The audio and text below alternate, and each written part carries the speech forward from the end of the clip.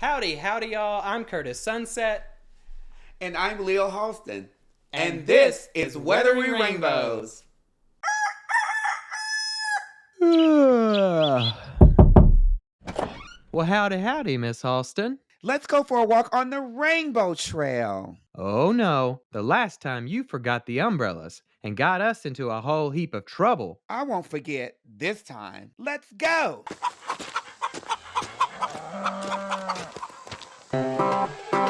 Oh my, those sirens. I feel stormy weather moving in.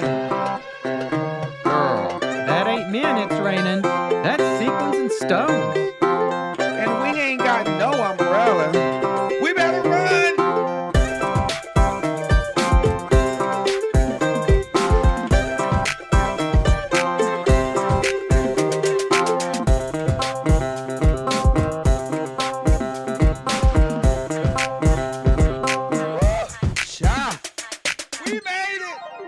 Glad we had each other to weather the rainbows. Howdy, y'all, and welcome back to the interview portion of Weathering Rainbows, where we get to interview some cool people out there doing some amazing things for the LGBTQ plus community. Today, we have a special guest. I know a lot of you all watch this person on TikTok.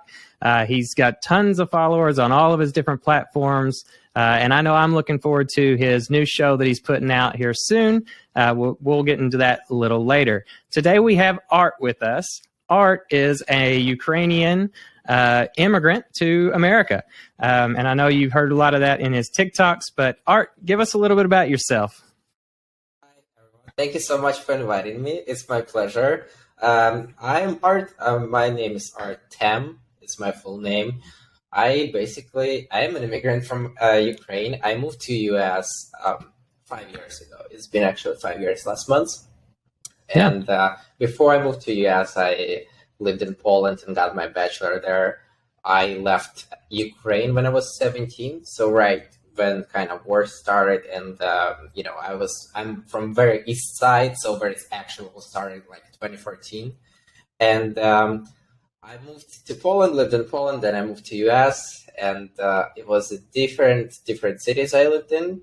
But now I moved to New York like a year ago, and I'm pretty much settled in here. I just moved in with my boyfriend.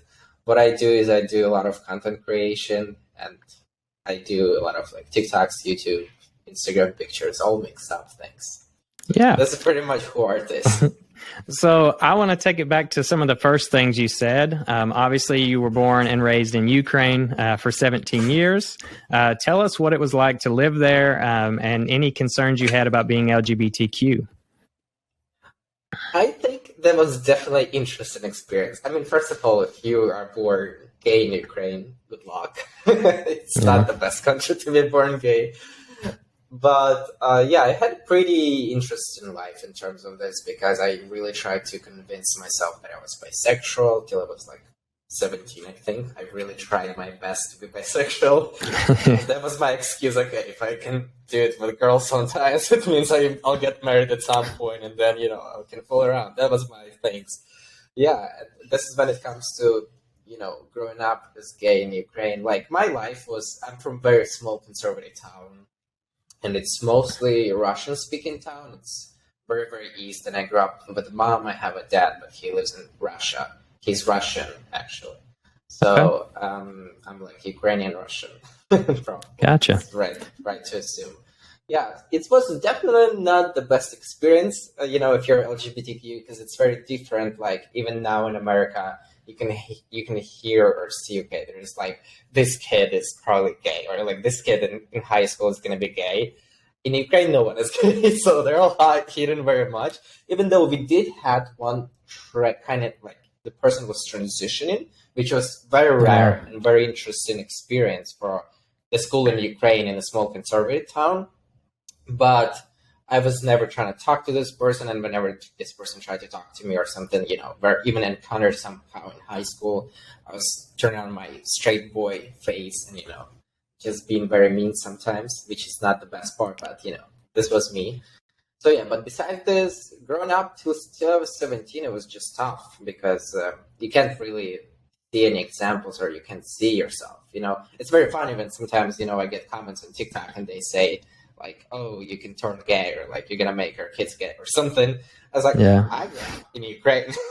Right. There was not that even like a person was there, you know, not a single person I've seen till I was like, I don't know, who's gay till I was like probably 18, I think. I saw in Poland first time. Yeah. Then I didn't even know the word gay, you know. I knew the F word. Right. I knew that, you know, F word.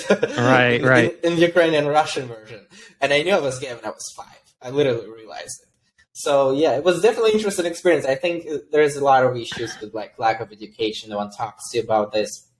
You know, parents, that's why never know what happens to their kids. Their kids just hold them themselves. So, you know, not the best experience, I would say. Right. And I mean, obviously, not just being LGBTQ, but you in Ukraine, with a very different environment was going on. I know a part of your bio is war was going on literally 80 miles from your home. For Kentuckians out there, that's the distance from Lexington to Louisville. So that is a very short distance. That's not great, yeah. Right. Can you tell us kind of your reaction? I know you started posting a little bit more serious stuff on TikTok whenever the Ukraine-Russia war kind of started here recently. What has been your experience? I know you had family members and stuff that were still over there. For me, the reaction what happened to Ukraine was very scary just because I lived near the war and I lived very close to this and our city was bombed, but it was just once, right? I remember the day very clear because when the Russian president declared that it's happening, my boyfriend went to happy hour with his NBA friends, right? And I was just home by myself sitting and I was watching the live stream what he says, right? And then I just remember there's this Telegram chat, you know, I don't know, it's not very popular in America here, but basically it's a Telegram chat when it kind of works like WhatsApp. And we have all the Russian Ukrainian groups over there. And the reason why it's so popular because they have so much encrypted information, so basically no one can access it, and it's very hard for government to ban it, right? So Right. wherever it was happening, I was reading on Telegram news from other cities, you know, and I was following these Ukrainian channels, and I see, okay, there is the first rocket that hit Odessa, second rocket hit Kharkiv.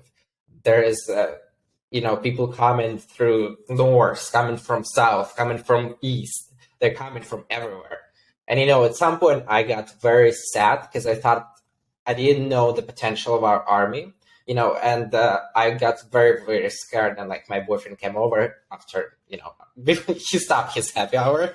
He just texted me like, I'm coming over. And, you know, Right. the first night I was just not sleeping till like 6 a.m. We were just shocked. And it's different kind of war because in Donetsk and near my city when it was happening, there was no air attacks, you know? So, you know, I still have family. I have uncle who is on my mom's side who is fighting. You know, he goes 10 days he's fighting and 10 days he's back. And then I have his family. It's like first reaction was just I couldn't believe that it's hitting all the cities, you know, because it was unprecedented. You know, people in Ukraine till the very end, no one believed it's gonna happen. Literally, people are like laughing at my face when I told them. And even I was talking to people who are from my city, right, who live kind of near the war, kind of like, you know, I'm on the Ukrainian side still, you know, so they didn't take it, but that's why they started the war itself. Like they said, also they want to take the whole Donetsk region, so they want to take my city and other cities, you know. So it was terrifying, and it was very, very. Like, I didn't post that much in TikTok, though, about it, you know? Because there are two different types of people, I feel like. The first type of people who are, like, actively helping, who are trying to bring the information, awareness, and everything. And the second type of people who are me, who are not as loud sometimes. I did post a lot on Instagram and YouTube, but, like, I was, like, sending money to different types of people or to army. You know, I was more calm because I was, like, very too shocked. So that was the first, you know, first 2 weeks, it was definitely depression, going in the news every day. Like, you're just sitting on the news, you know. Then, as sad as it sounds, people getting used to this, and also it's slowing down, then it's picking up, you know. You're definitely constantly watching it, and you have a family, I have a family members there, you know. But it is, unfortunately, what it is now. Yeah. I know you did post a little bit about it on Instagram and stuff, and I'm just wondering, as a TikToker, obviously a lot of your social media and stuff is based on humor or based on, kind of TikTok. You got to play with the algorithms. You got to do those kind of things. How did that affect whenever you had to have those serious moments? Do you think that knocked you out of any algorithms or anything? That's a good question. That's a very good question, because my TikTok is not based around politics. It's based around like being cute sometimes, making good comedy stuff, and bringing awareness. Like I do have my own trend, walking with a flag, right? People got used to seeing this, and also TikTok algorithm is very, very bitchy. I don't know if I can say this, but it's very, very bitchy. But I also grow not only TikTok, but growing also like Instagram and other platforms, right? So, and this is the money that comes from. So if I do good on TikTok, the money comes from TikTok. You know what I mean? And like, right, you need to be focused. So it's a great question in terms of how to deal when you have to be funny and you have to be cool. And then at the same time, there is a war in your country. How appropriate is it to post things shirtless, right? Or to post the comedy stuff, or to post, walking with a gay flag? Because I remember when I walked with a gay flag, like 2 days before I posted about it, or I actually posted the TikTok about don't say gay bill, right? And someone commented in my comments like, why don't you worry about your country more? You should be probably posting about your country more. And I was like, well, I kind of live in America, and this is my country. I left it 8 years ago. So, but it knocked me out of Instagram because I reposted one of the stories. I compared Russia to German Nazi people, and Instagram took down the post, and I was like, not in a good post. I was not showing to people, and like I think I lost 1,000 followers on Instagram very quickly, like in terms of a week, I think. And people it was funny actually, because people texted me like, oh, you post all this stuff about where you're just making money out of this, or like you're just promoting yourself or something. I was like it's actually works opposite, because if people didn't get used to watching you funny and cool, and now you start to be funny and cool, people are not going to be into this very often, because I know, like, as weird as it sounds, I understand, some people don't want to see some things, it's their choice. It can be blameful. But it took me probably a month and a half, I feel like, to come back to stuff. You know what I mean? I didn't really disappear ever. Like, I kept doing my live stream on YouTube, which is like more mature audience and people who actually want to hear more and talk more. I never really disappeared that much, but it definitely hit me, in terms of all of that. Even you're thinking what do I want to do, And I tried to do a couple live stream here and there on TikTok about Ukraine. And on TikTok, actually, it was very lovable by algorithm, talk about Ukraine and post Ukrainian videos.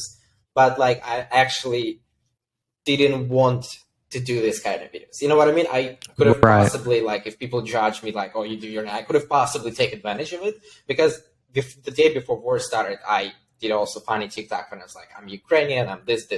And this video did very well, because the Ukrainian war going very well. So just clarifying, it definitely hit me a lot. It definitely, took me some time to restart, it definitely, but I never really disappeared, because the thing about me, I can do content ahead of it. But it was mentally hard, because there was a lot of people who were texting me why don't you go back to your country and fight? I was like, why don't you go back to, some places you guys have war in, and you don't go fight, because it's not really my country anymore. I left 8 years ago. It was my decision. So, but this question of why don't you go back to your country and fight? Especially when, we see the image of people who fighting for their country, but not everyone in Ukraine fights for their country. So, all right. How do you deal with negative comments on TikTok? Do you read them all? Well, yeah, this is a perfect question. I'm going to be honest with you. I don't read all the comments. Very, very rare. I stopped reading comments on TikTok after I went viral on Christian TikTok. Not on Christian TikTok, Christian nationalism TikTok. That's when I stopped reading comments that much. But I don't really read that much comments on TikTok because it can get to your head sometimes. Other platforms, I'm very lucky. I don't really have that much of the haters. I don't really have sometimes on YouTube Shorts will go viral. YouTube pushing short videos now, and when I would go viral with walking with a flag or some comedy stuff, people also can get very mean on YouTube. But I just I usually when I see that video got on the side of the platform that is mean platform, I just don't try to not read it. And sometimes I respond, sometimes I laugh, but I have immunity now, because there's a lot of bad comments at some point. I don't know. Yeah, I'm really crazy. I have another question. How many TikToks did you do before you went viral? That's a good question. Also, I want to point it out. I don't think I would start doing TikTok ever. I started my first TikTok in 2019, but I didn't think I'm gonna go. I didn't think I'm gonna do TikTok. Right. My first TikTok I started in 2019, September, when I moved to Los Angeles from Chicago. I did 5 TikToks. One of them got 5,000 views. I was like, holy moly, that's 5,000 views. And it was absurd. So it was some weird shit. I was pretending that I'm going to Ariana Grande party or something. And then I kept posting and I kept being and I was in closet at this point of my life, right? I kept posting here and there, and I was I didn't get any traction, and I got very discouraged. My mistake was that I was comparing myself to a lot of people. I already seen people like Charlie D'Amelio, even though I never saw her on my For You page, but girls like her who had a million likes. I thought it's too late. And I was saying it's too late in 2019. It was way too not late. It was way too early. But I gave up. And then after this, I created a new account 3 months later. And I posted again, stuff dance and stuff, whatever. And I gave up, And then I created again a new account during the quarantine. And I did try to do this dances, So first account I had in 2019, September. Then I had account in December. And then I started in 2020 again in March. So I was posting videos. It was 10 videos each account probably, right? During the quarantine, I was really putting my effort into dancing videos. I did not succeed. It looks easy, but it's not as easy as as we all think. It's not easy. I can't learn, and I'm going to dance classes for 2 years already. So it was my third account. Then I moved to Austin, Texas. In Austin, Texas, I started my fourth account, which I also tried to do with dancing videos and stuff. I posted 10 videos. I did not succeed again. I didn't gain even 200 followers or something. So I again gave up. So 1, 2, 3, 4 accounts. The fifth account, when I went viral, with the fifth account that I started on Thanksgiving Day. It was a very sad day because I was alone. My roommate kind of bailed out on me, And I really hated my job as a server already because I was I worked as a server for such a long time, And I started this TikTok account. And I remember the third day after posting, I got 2,600 views, And I was holy moly, it's 3 days and I got 2,600 views, And then I started on Thanksgiving and I went viral on Christmas. So, total was 5 accounts, that are 4 accounts that are just, went away. It didn't work. I just gave up.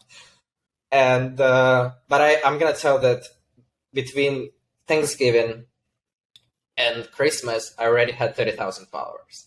So, wow. I did gain a good amount of followers. One of the videos, it was a comedy video that was I still kind of try to protect him straight a little bit. But then I was just no, I don't want to protect him straight. I have so many stories that can be fun. It's just weird when you're gay and you try to focus your comedy to the girls, who trying to be obsessed about guys. So, yeah. So it was a month, but again, it was 5 accounts in terms of 2 years. It was not easy. Wow. Right? Yeah. So how did that moment change your life whenever you finally went viral with the, I believe it was the LGBTQ flag in front of Bank of America? Yeah, Was it the was one that took you LGBTQ over? flag. Yeah. So what happened? There was a trend on TikTok when the guy was dancing shirtless in front of the people in the gas station. You know, it was like like I don't remember what the song was, but we all knew this song. And it was very random that he was walking out of the car, right? And I decided, with my friend, actually, it was like very cold. It was December, right? Even though I lived in Texas at this time, we decided to do this in front of Bank of America without any behind hidden thoughts, you know? We decided, and I was like, and I already came out at this point, you know, I was already, hey, I did like stuff.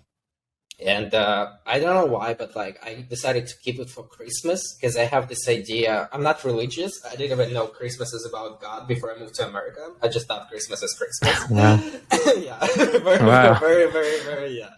very interesting fact. But I decided we filmed it on Sunday, I think, and I decided to keep it for Thursday because I believed in Christmas miracle. I watched this movie with Emilia Clarke, you know. Last Christmas, I think, and I posted it on Christmas at 11:45 a.m.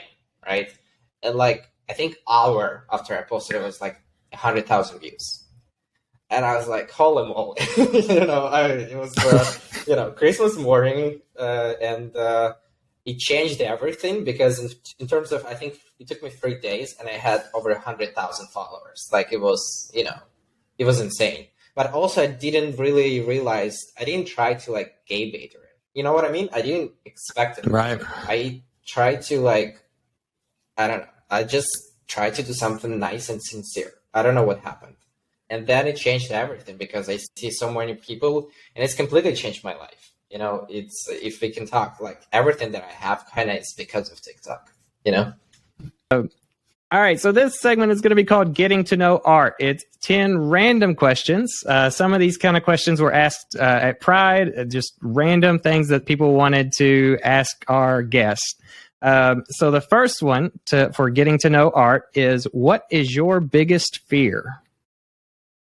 My biggest fear is to come back where I was in terms of like my financial stability, my life itself, to where I was when I moved here. Like I moved here with nothing.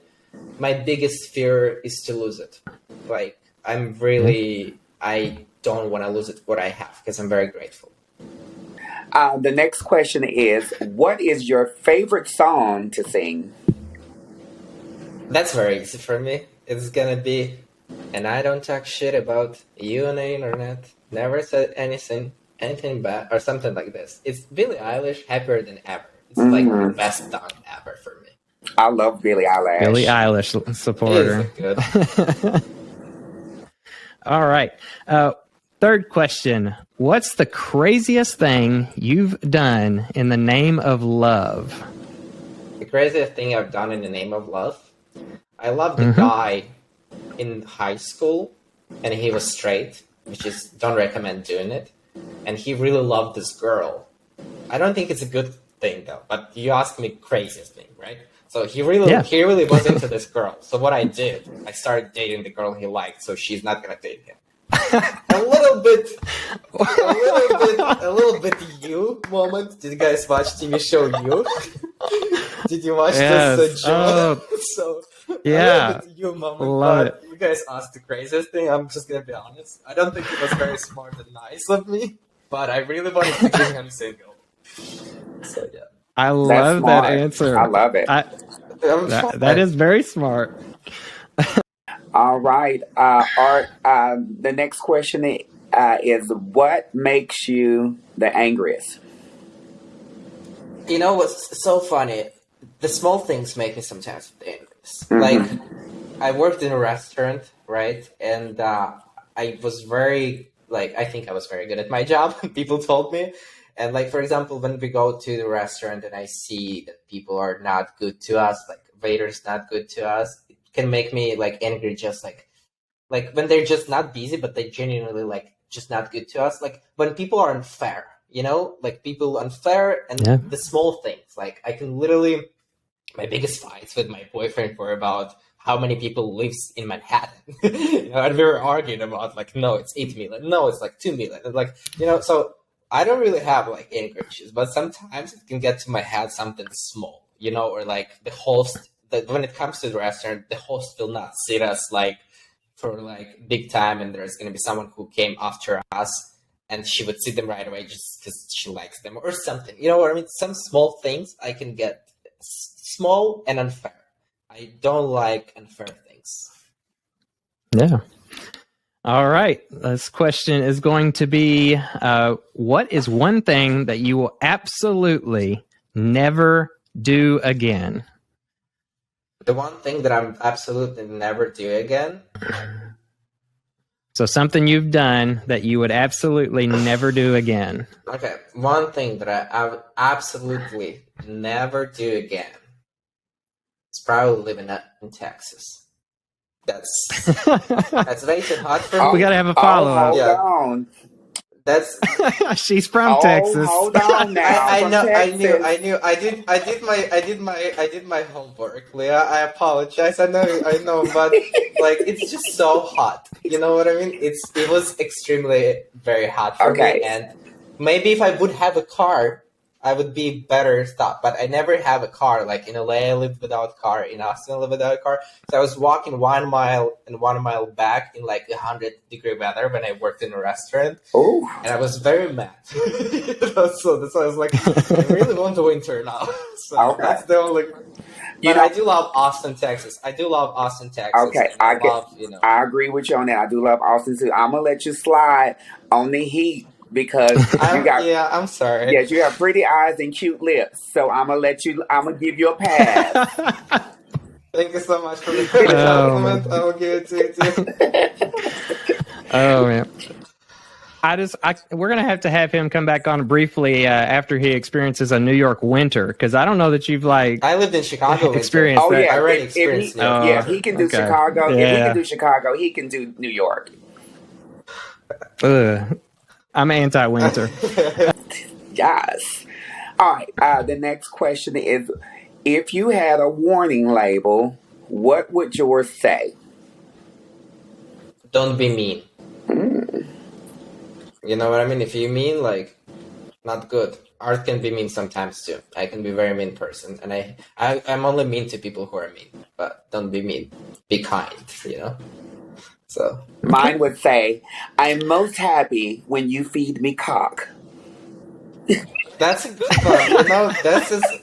This is a very good motto in the life. I feel like this is. I really like it. I'm gonna tell my boyfriend.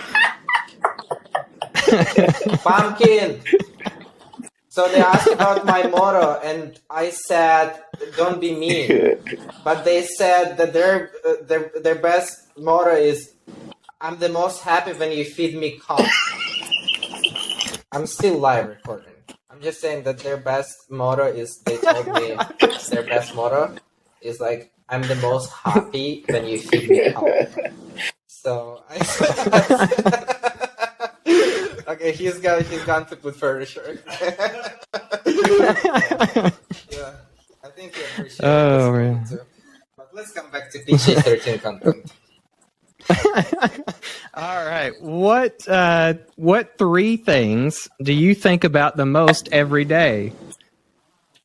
One of them's got to be cock at this point. So. I don't think about cock. I'm not that. The 3 things are for like 3 people, or it doesn't matter. I think it could be people, or it doesn't matter. Actually, 3 things. 3 things. I think about work is number 1 all the time. I'm always thinking about work. Then I think about boyfriend. It's the second thing or person. And I think about food. I just have to know what I eat. Yeah, coming back to your question. Can't go wrong with food, honey. Nah. All right. Our next question is: if you can go back in time and change one thing, what would it be? like it's just you asked me this question, and the first thought I had. So like I moved to America 5 years ago, right? And basically I was not able to leave till like a couple months ago because immigration process is tough. So I moved here, and this is the thing. Like I would not change anything in my life. I don't think I would want to change. But my grandparents passed away a year ago, pretty much at the same day. It was like 15 years difference. And my last conversation with my grandmother was I talked to them like 5 times per week on Skype. It was not a good time for me as well. They passed away very fast and predictable. No one expected this. It was tragic. And the last conversation with my grandmother was that she wants me to have kids at some point in my life. And I was like, I'm not going to have kids. I don't care about kids. Like, this is not for me or something, And I got so protective because I was like so protective of my opinion. So I think one thing I would change is I would actually tell her that, hey, I will have kids. That's the only one thing I would change. That's very good. All right. Number 9 is going to be, what is your favorite holiday? Favorite holiday? I think Christmas. Very basic. I think Christmas is my favorite. Yeah. So. Are you going to go out on New Year's? I know New York has got the Madison Square Ball drop and all that. Recently the Supreme Court changed the rules about holding your arm. I don't really want to be in New York City during the New Year's. That's true. During the ball drop, That's so it can very happen good to point. anywhere in any place, but I kind of rethought about attending like big things like this, Yeah. Our last and final question. What is your favorite movie? I love New York. So a lot of movies that are filmed in New York, it's my favorite movies. So if you talk about favorite movie, I would say, I cannot say one. I apologize. It's Devil Wears Prada, it's How to Be Single, and Hunger Games. Those are good. I love science fiction. I love science. I love sci-fi too. So those are good. Great choice. Great answer. Yeah, Yeah.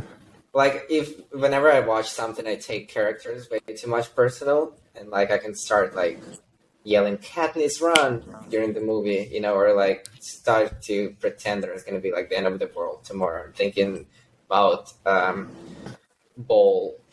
the shooting ball classes, so like I really like science fiction. It's a little dangerous. Yeah. I mean, you know who you guys talking to. I literally dated the straight guy, person who he loved in order to keep him away. So I'm a little bit sometimes. I take them serious too. I swear to God, if I see Jennifer Lawrence on the street, I'll be like, Katniss. I literally lived. It's so funny because I lived literally one block next to her when I moved into New York, and she was literally one block, and she lives in a Jane Street. I moved out over Jane Street like yesterday. We moved in a new apartment. And when I Googled that, she literally bought it. I actually went to barber, right? And he was also on Jane Street. He's like, do you know there's like Andy Cohen here is like, or, and when I moved into this, I knew it's a good area. I didn't know that Jennifer Lawrence lived there. And I was really trying to pass by whenever I'm going home. I was trying to pass by her home, see maybe his light is on or something. But nothing was secured and stuff. So I didn't get lucky to see her. Maybe at some point in my life. Wow. If you may. Well, if you come to Kentucky, every girl here can probably shoot a bow and a rifle better than 90% of America. So you got Jennifer Lawrence is here. Yeah. And listen, if you don't want to do New Year's in New York, you and the Boo can always come and do a Kentucky New Year's. We have a good time. Okay, I appreciate the invite. I would definitely explore different areas. Yeah. Well, I hope everybody's loved that segment called Getting to Know Art. Art, where can people follow you? Can you shout out some of your socials? And I also want you to talk about your new show, Art in the Park. People can follow me everywhere. I'm just everywhere. If you want to find art, you can go to TikTok, or you can go to Instagram, or you can go to YouTube. I feel like on TikTok and Instagram, I'm a little bit less open that I am, for example, on YouTube. On YouTube, I do like live streams every Sunday, and it's like big insight in my life. And I keep saying I'm a very boring person sometimes, like I'm very old soul, and I really like talk like about business or life or stuff, So I feel like one of my favorite things to do is to do my YouTube live. It's called Art Sunday Live. So I really like if people would want to get to know me more than just, 30 seconds or 15 seconds videos. I would definitely recommend to follow me on YouTube, because this is where I do live stream on YouTube every Sunday at 4 p.m. Eastern time. And I've been doing it over a year. I think I missed like total like maybe 4 weeks or 5 weeks out of, a long period of time. Because this is the place where I connect with people the most, and I can talk about my life, or I can talk about specific problem, or, this is just the place, where I do my little reality show, just sitting in front of the computer and talking. And, Right. When it comes to art in the park, it's something new that I've been doing, but I really like the response, and I really like doing it more, because on social media, it's hard to find your voice very often. You can get caught on, doing shirtless stuff, and which is not bad at all. For some people, it works perfectly. It's just not something I see myself doing in terms of like 10 years or like, maybe 5 years, yes, but 10 years, I'm not sure. I'm still doing shirtless dances or shirtless comedy videos. And art in the park is, I thought about I love Central Park, right? And I moved to Upper West Side, and I live like 10 minutes walk from Central Park. And I never really got to spend a lot of time because I lived in downtown New York. I went to Central Park multiple times, but I just was curious, who are the people who go to Central Park? Like, who are they? Are they who is going to Central Park on Monday afternoon? Now I know. They're tourists. but I started to just asking different kind of questions, from people around the world. And I created this Art in a Park account on TikTok. It's very easy to remember. It's Art in a Park.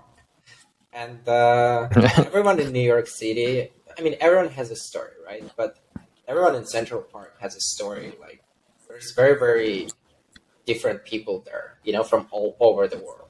And you can learn about them. And this is what is interesting for me. And I talk to American people too, who live in New York City, New Yorkers.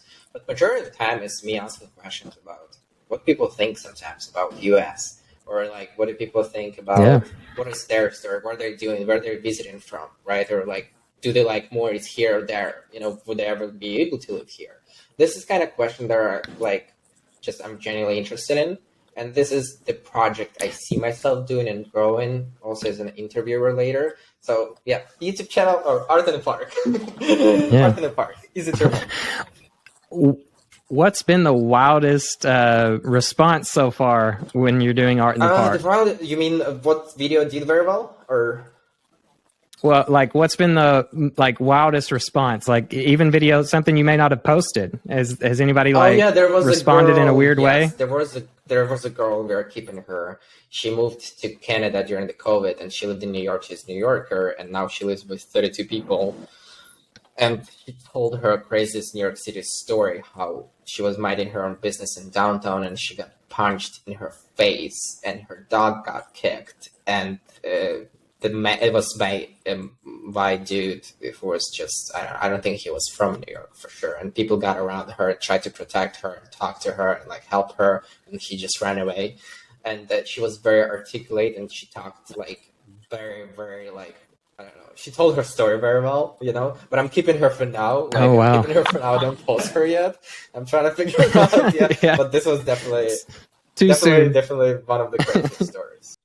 But I do have going back to the Central Park. When I visit Central Park, I wasn't in the area you was in. You was in a good area. The area I was in, I found myself on my knees. I know there are specific areas. Yeah. Lord. Oh goodness. I found myself behaving very badly. That's another show idea. Bad in the Park. You know what I mean? Maybe next time you visit, you guys. After dark. I don't think it's gonna be very TikTok friendly sometimes though, but like some other platforms. I think Art, you got your first guess. It's Leah After Dark in the Park. There you go. So let's go into the segment that we call the do's and don'ts advice. Okay. What are some advice that you have? And it can be on any topic of your choosing. So Any topic that I choose. To the gay community, or it doesn't matter? Can be anything. Okay, Absolutely anything. Dare to dream big. I feel like this is the do's. Do's is risk a lot. Take a lot of risk. If you don't risk, you're not necessarily going to get if you very want, right? And do get in relationships. I think a lot of people nowadays say don't get in relationships. I would say don't get in relationships if you find the right person. Don't be or this is another thing. Don't be afraid to fall in love, right? It's comes from the third one. Don't be afraid to fall in love, even if it was sucks before. I would say I had zero luck in terms of romantic experiences till I was pretty much 24. Like at least, till you're 24, you at least like have at least some relationships, at least some, like I've never had anything besides that current situations, when I tried to be straight. So do not be afraid to fall in love. Do not pretend someone who you're not. I feel like it's very important to stay true to yourself because people will see it, and don't come out if you're not ready. Don't get into this experiences. Don't come out when you're like still financially dependable on parents and that your parents go to church every Sunday or every day. You know what I mean? Like, be careful. That's the most important experience. All right. I think that's all really great advice. It seems as though you are a little love struck. So I want you to talk about, obviously you have been dating for 8 months now, I believe. It's going on 12 months now, yeah. Going on 12. So we're almost at that year mark. So one thing a lot of people want to know is how is it navigating like being a social media content creator while your significant other lives somewhat of a more private life? I know you've had him in a few different things, but he's not as in all of your content like some of them that do the dating type TikToks and stuff like that. How's that been for you? I like to not mix that much love with social media because this is the content I do. There you can see a lot of couples who do like content that are couple content. I don't want to depend on anyone. And I like to say that happiness loves calmness. No one knows his name yet still, even though he was, I recently showed him more to things and he's not like against that much. He just minds his own business and like he is completely different world. And I have different platforms. As you guys know, I have all the kind of platforms. I have Patreon, I have OnlyFriends, and I'm very lucky in terms of this because I am like he is very, very, very confident in himself. Because I feel like if the guy is not confident, he can have a problem with, OnlyFans or I have a lot of messages in my DMs. I don't usually respond to a lot of messages, but I can get like some, not the best pictures in my DMs or stuff. But I feel like trust is very important, between two people. I had a guy who I went on a date with, like in Austin, Texas, before I moved here. And I remember, like, on the second date, he told me, I will never introduce you to my family if you have a Patreon. And, like, with the pictures you do. So I was like, okay, goodbye now. But that was his business. By the end of the date, he said, that, I actually had a math problem at some point in my life. Even though he was very put together, he would never say this. You know what I mean? But, like, he would never say this. And it's not, like, it just... A lot of people have their own baggage, and sometimes this baggage can affect their trust. So I feel like the person who I date, he's just very, very confident and very strong in himself, and he respects what I do. And we didn't buy chairs, but I made him wait in the living room while I'm guys talking to you. I mean, he might probably gonna lay down here, so because we just moved in yesterday. Yeah, I feel like you just really need to. I like to put sometimes our mutual moments, or like. We moved in, we had a live stream because like at some point in our life, we can see it like in 5 years or like, it's a cool thing to document things. That's the beauty of what I do, Yeah. before you go into that, because I'm going to bail out in a minute, I do want to say it's been a pleasure meeting you. Thank you. I love your story. I read it at work today just to get a little background. But before I leave, I have a question. Sure. Is it worth getting a subscription to your OnlyFans? And I want to know, what do you show on the OnlyFans? You know, I'm very, very open about it, right? So I would definitely tell you, please read the description.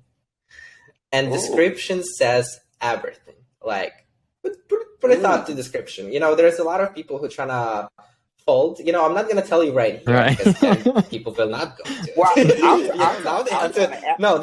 will not.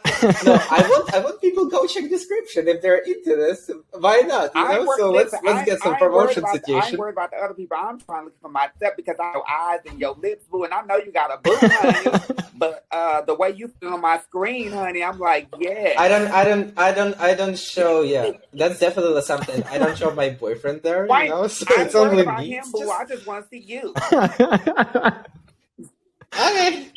So I would say it's a very spicy part of art. Okay, it's a very spicy spicy art. Yeah, it's made for the people who really like art. You know? The thirsty people just like you. Yes, Leah. I think you would qualify. You know, I'm not judging you. Okay, listen. It's I follow people sometimes. Yeah. Well, I don't do OnlyFans. I just subscribe and watch, honey. But I subscribe and watch too sometimes. I'm here on the man. Listen, it's been a pleasure meeting you. I have to bounce because it's been a pleasure too. I have a bounce. Real quick, do I do anything? Like, what do you want? Real quick, Art, did you have a question for Leah for the pot of gold? Yeah, very quick. I have the same question for two of you. Top 3 qualities every man should have. What? Top 3 qualities every man. I said top 3 qualities every man should have. Did you hear that, Leah? Yeah, for me. Yeah, you can go ahead and one, great personality, a job, and a big dick. That's a good combination. Wait, we got to repeat that. Great person. What was it? Great personality, a job, and a big ass dick.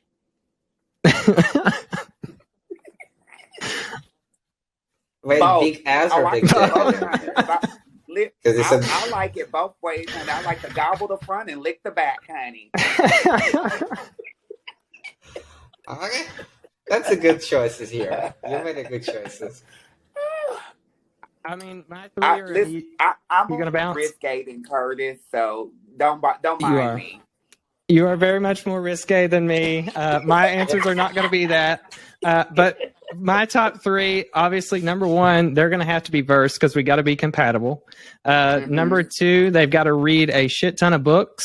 So have ambition, I think is number 2. And third one is, for me, they're going to be a twink. So, yeah. You're a twink lover. Okay. So that's going to be my 3. Yeah. So I know, Leah, you are going to dip out on us. Art, if you'll stick around, I'm going to have you answer a few more questions. Leah, if you'll leave the call, but just make sure that your computer stays up. No. All right. Yep. All right. Great meeting you, Amy. Mwah, Kurtis, I love you. Bye. Love you too. We'll see you soon. Bye. All right. I wanted to circle back, Art, and give a little bit more of your actual story. So let's go with, let's talk about your story coming to America. I know that you have commented in previously that you only had like $500 whenever you arrived, and that's like all you had. So can you tell us kind of like from Poland to America, what's your story? From Poland to America, I decided that I want to go and try work here after school. And there was a lot of documentation process that takes a lot of effort and, a lot of money to come here. A lot of people don't realize this, because they think it's just, so easy, right, to buy a ticket. At this point, it was like $800, I think, two-way ticket or one-way ticket. I don't remember. But like I was making at this point, like $500 for 2 jobs, or like, you know, sometimes it was $700 per month, but I still had to pay for my school. I had to pay for my rent. You know, I was very independent since I was 17. So I really spent a lot of time. I spent a year saving money, and I got a job being in Poland. I got a job. I made the resume. I went on YouTube and found how to make a resume American way, because European way is completely different in American way. In American way, you guys don't have a picture. You know, it's all, you know, black and white. In Europe is like you have a picture, it can be different designs, you know, and it's still people think that it's a good resume. So I really put a lot of work in looking for a job. It's one of my biggest achievements, I think, to find a job being there here, because a lot of people struggle finding a job being here, you know? Right. So it was a very big achievement for me. I went on Google and I picked the city I want to go. I really wanted to go to Ocean City, Maryland, because that's where a lot of kids were going sometimes when they go into work, and, you know. So from Europe, there's like a lot of cities in North, everywhere pretty much, where people from Europe come to work, you know, here. And they work like customer service jobs, or, you know, sales jobs. So I picked the city and I went to Google Maps, and I literally went and I started to write email. Hi, I'm looking for a job. This is my email. I'm guy from Europe and I want to find a job. Good luck. not that easy. So I literally went on Google Map and picked the places, and it was all the places I could find. And I sent everywhere. And I had 2 employers who got back to me. One employer kind of flopped, you know, because I didn't really understand. Like, we had a great interview and she was awesome. And she said that she has Russian son-in-law. So I thought, okay, I'm Ukrainian, but my dad is Russian. So sometimes I can say I'm Russian. I'm not really, but, you know, don't consider myself Russian. But I thought it was ready. But the employer just kind of flipped. I don't know why. But then she got back to me when I moved to America, like when I came to America already, right? And then there is another employer who was Polish lady. She came like me. She also decided that she wants to stay for her reasons. And she was the general manager, you know? And at this point, I was studying in Poland. She never spoke to me in Polish, though. She was a little bitchy, but doesn't matter. But we had an interview. I didn't really have that great of the English yet. I definitely could talk, and I prepared. You know, you can prepare to specific job interview and stuff. So I got an answer from her. She's like, you got a job offer. And okay. Wow. And the job offer was selling kites in a kite shop. And I was selling kites in a kite shop for $7 per hour, which seemed to me like a lot of money at this point in my life, you know? But I was not happy with it because it was not a lot of money. And I really needed to make more. And I got a second job. So I moved here with $500. I had a job that I started like 5 days after I moved here. And I found the landlord who was Ukrainian immigrant who moved here in 90s, you know? So he was a very cool guy. He's like, I don't know, he was a little older. He's like 50 now, probably. He was like 45 or something. And he lives in Washington, D.C., and he trying to rent his Ocean City house, like 1 room, you know, because he's there during the weekends. And I was like, okay, I went on Facebook again and on Russian Facebook, and I tried to put very daily if I needed to find a house, right? And I got very lucky. I found this guy, and he's like, you know, you have to be clean, you have to be very calm, you have to be LGBTQ friendly. He was gay, you know, but I wasn't closet. I never told him I was gay till like 3 years, and I was telling him my fairy tales that I date girls. I was really telling him my fairy tales. You know, I tried my best. I tried my best to cover it up, you know, but you could see how I walk and talk. But yeah, I had two interviews with him, actually. It was not an interview. He was trying to make sure that I'm not like a psych buff, you know. And it was so funny because I was about to leave. It was like 10 hours before my flight. So what was happening? I had $500, right? I was supposed to go to New York City. It was like also my 3rd or 5th flight ever. I didn't really flew a lot in my life, you know. I was 20 years old. I was trying to find how to get to Ocean City from New York. So I had my first flight from Warsaw to Paris. and from Paris to New York, right? And 8 hours before the flight, literally, he texts me, hey. I was like, hey, here's my address if they're gonna ask you on the border. And also I have miles that are expiring or something. Do you want the free ticket from New York to Washington, D.C.? Because my point was that I'm gonna come to New York and I'm gonna go to New York Times Square and I'm gonna find Greyhound stop because it's near Times Square. Like, imagine, 20 years old boy comes to New York, goes home by himself without really knowing anything, without American debit card, nothing.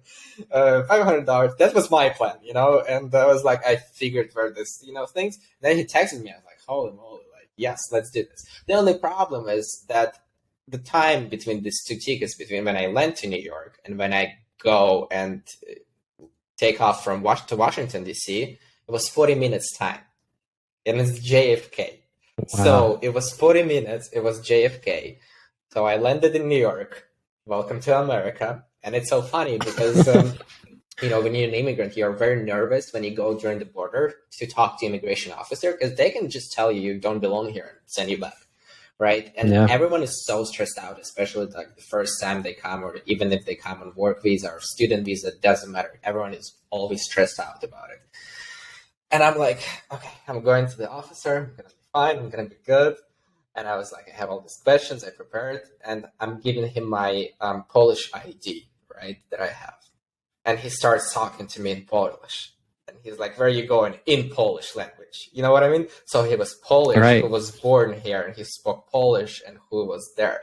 And he didn't ask me any questions. He's like, so where are you going? And I was like, I'm going, you know, this and this city. And he's like, cool. And he's like, are you from Poland? I was like, I'm from Ukraine, but I studied in Poland for 3 years. And he's like, welcome to America. And I remember this feeling. But before it all happened, there was like 300 people in front of me. And I had 40 minutes. So I knew there is something not right. I'm not going to make it this way. You know what I mean? It was literally like 400 people in front of me. And they had to go through this information. So what I did, I saw there is some person there who was a cleaning guy. I don't know who he was, or the person who is not the cleaning person, but the person who is trying to see where people go. You know, he's not security guard, but he's just telling people. So I was like, okay, I'm not going to make it. I'm talking to this guy. I was like, I'm sorry, you know, with my English. He doesn't really speak English too. He didn't really speak English too, you know. We couldn't really, he was not the great at speaking English too. So I started talking to him. I have like 40 minutes, please. Like, can we do something? And he's like, yeah, go. And I was like, what do you mean? I was like, and I something, and I started saying, you know, and we so we kind of understood each other, and he let me in, you know, with my break in English, you know, like I'm going in and I'm like running to officer. Officer is like very fast, you know. He's like, okay, you're like, welcome to America. And I start to run, and I had a baggage that I needed to register because it was my biggest bag.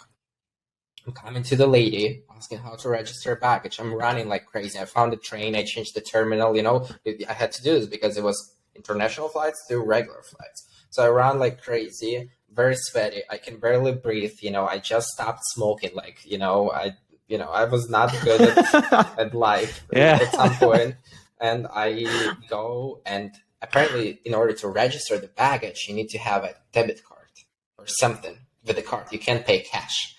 And I'm coming to the lady, and she was so mean, extremely mean. Like, she's like, what do you talk to? Like, you know, she's hating my accent. She's not here for this. She's like, get a debit card. And like showing me like with her hands, and I was like, where do I get a debit card? So there was a like a small thing, but you can get a debit card for like 1 time or 2 times, you know? So you need to deposit it. $25. I was like, holy moly, $25 is like a lot of money out of my budget with $500. So I get a credit card, and I go and register the bag, and I start to run to these gates. And literally, I was the last person. They were closing the gate. There was a last person who was walking in when I stopped, you know, and I got on a plane, and this is how we got to America. It's a long story. Wow. That's a great story, though. I mean, that's you don't actually. I mean, as an American, I would never think about all the things that you have to do as an immigrant right off the plane, like, and how quickly all of that has to occur. So that's very interesting. Well, one other thing, I think it's incredibly brave what you've done. You came to America with no family, nobody really here that you knew. Obviously, one thing I want to comment on is your mom. Your mom has supported you throughout this journey, but recently you got to see her again. Yeah. What was that reunion like? My mom knew, like, if I'm gonna come, it's gonna be for a while because it's a long process, you know. And you see, like, she kind of made her peace with it. That's why this process wasn't like we were just trying not to think, you know. 5 years, it's a lot of years. It was a great experience. It was amazing, you know. We spent a great time, and she said that she does not regret, but she's a little bit regretting one thing, that she's never gonna get this 5 years back. That's what she said. I felt like this 5 years passed like one day, you know, and we had a great time. There's never enough time, but I felt like I needed to break this wall, you know, in order like to see us already. And this wall is gone, and now we can see each other more often, you know. So, and I love Amsterdam too. It's pretty cool city. Yeah, that is great. We have. I think that will wrap us up on kind of the life stories and stuff. So I have your final pot of gold question from me, and then we will wrap up.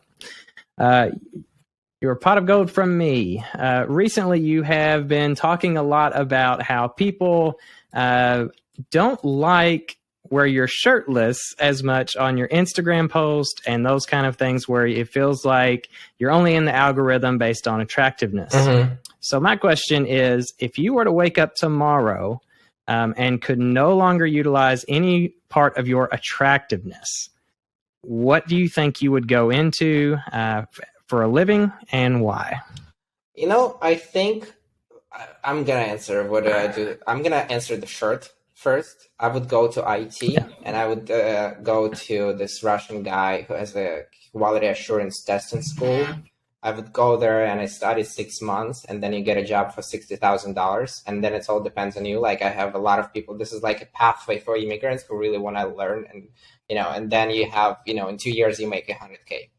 You know, it's a very, like, I know myself, if I would be in a position when like all my streams are income and like I can't do this anymore or something, and I really like need to settle or something for the time being, I would start with this, and then I will get to like more project management and change and be in project management and work in startup, because I'm very passionate about technology as well.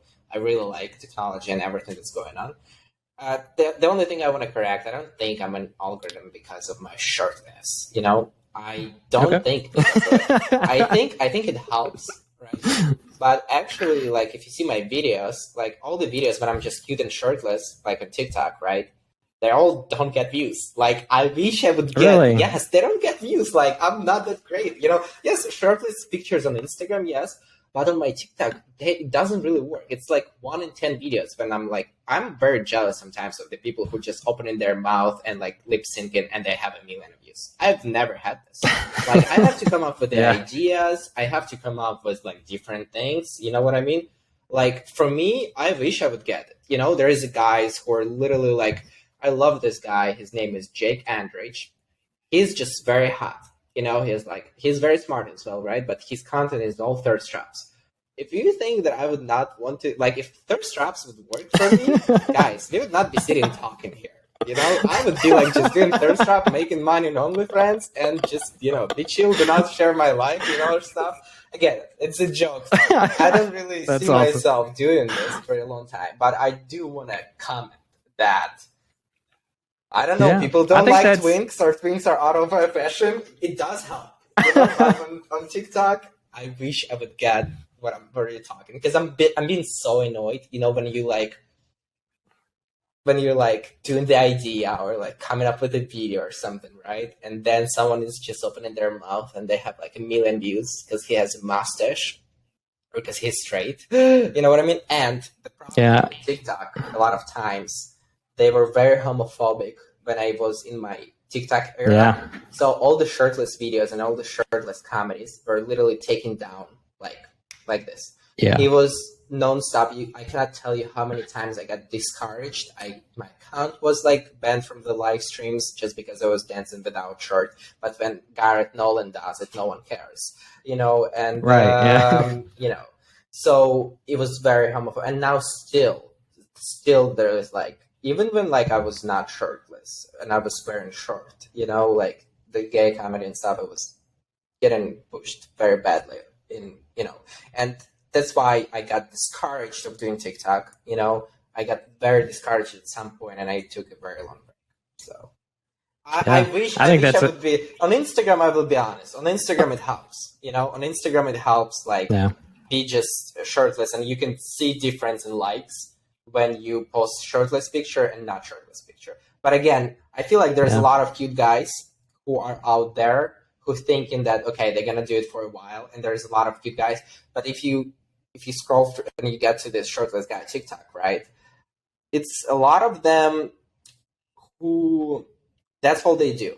You know what I mean? And that's all they do, and they don't really have the community. They might have 1 million people. They don't have community. They, you know, they do it for money. I'm not against. You know, I just have a little different values, and I don't think that it's something that is going to bring me happiness. I have a happiness when like I'm being myself, talk to people. You know, it's just my thing. I just think that definitely being cute, it helps, and being good, being with good genes, it helps. I'm always going to acknowledge this, but there's only so far where you can get with being just cute. There's not enough to be just cute. You know what I mean? There's a lot of cute people, guys, out there, so much cuter than me. They don't do well. So it's really important to know, you know, to know your values and goals and like, you know, be determined where you want to get in life. Yeah, I think that's a great response to that. And like just the various social media sites and what works and what doesn't always interests me, because like I would have thought TikTok would have been the one that, you know, a shirtless video would have gotten a huge response, but obviously Instagram it's better there than it would be on TikTok. So I love that, and I think you've helped a lot of creators out there kind of figure out which direction to go on some of those platforms. I think you should just post everywhere. You know what I mean? I started to build Facebook recently. We got 10,000 on Facebook almost. It's like 9,000 something. Wow. And the most random video went viral on Facebook. You know, actually when I was in underwear. You know, when it's just every platform is so different. You know, you just should post everywhere. There you go. Well, y'all heard it from Art today. Thank you so much for being on our show. I've really enjoyed talking to you, and awesome. I love your content. So we appreciate you being on our show. Thank you. Thank you so much. It was my pleasure. I wish you good luck and very cool guests. Well, folks, that's all the time we have for today. Don't forget to come on back now. I know we all love a little vibration, so if you are not already, go ahead and subscribe to this podcast. And we will surprise you on occasion with a new release vibration in your pocket. But in the meantime, if you find yourself alone or crossing new horizons along the Rainbow Trail, and you need a friend or even a laugh to get you through those dark and stormy nights, holler on out to us at www.weatheringrainbows.com, where you can find shelter in the blogs, videos, and other episodes that will hopefully keep you out of a whole heap of trouble. So until next time, y'all, giddy up, be true to yourself, and make the best of life. And wherever the wild tracks may lead you, may the rainbow always touch your shoulder.